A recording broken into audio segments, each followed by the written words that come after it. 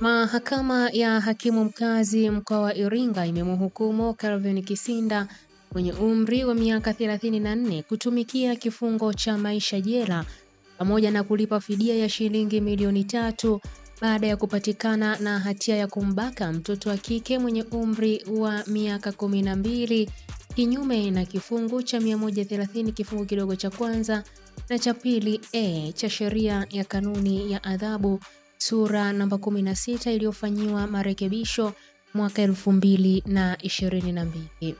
Hukumu hiyo imetolewa na hakimu mkazi mwandamizi wa mahakama ya Iringa Honoras Kando, huku mawakili upande wa jamhuri ukiwakilishwa na Winifrida Mpiwa pamoja na Sofia Manjoti. Imeelezwa mahakamani hapo wa mshtakiwa alikuwa akifanya kitendo hicho kwa huyo binti zaidi ya mara moja, kwani wote walikuwa wakiishi nyumba moja ila vyumba tofauti, na alikuwa akitekeleza adhma hiyo pindi watu wote wametoka nyumbani na kubaki na binti huyo. Kwa mujibu wa ushahidi uliotolewa na muathirika wa tukio hilo la ubakaji, siku ya tukio wazazi wake wakiwa wameenda shambani, mshtakiwa alimfuata binti huyo sebuleni, akamvua nguo zake kisha kumuingilia binti huyo.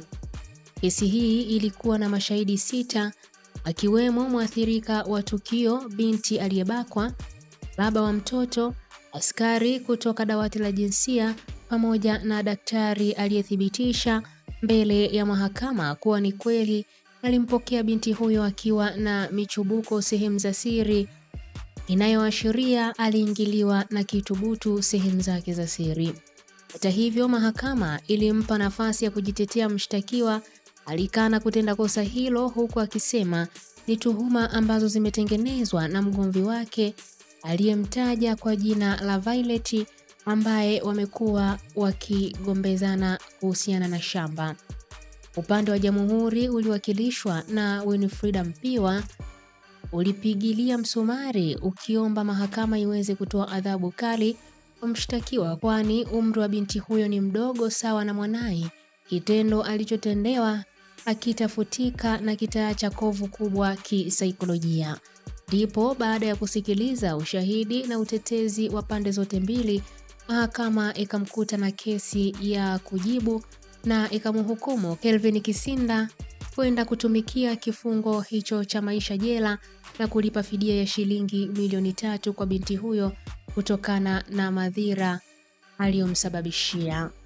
Hii ni ABT Media na mimi ni Irene Nziku.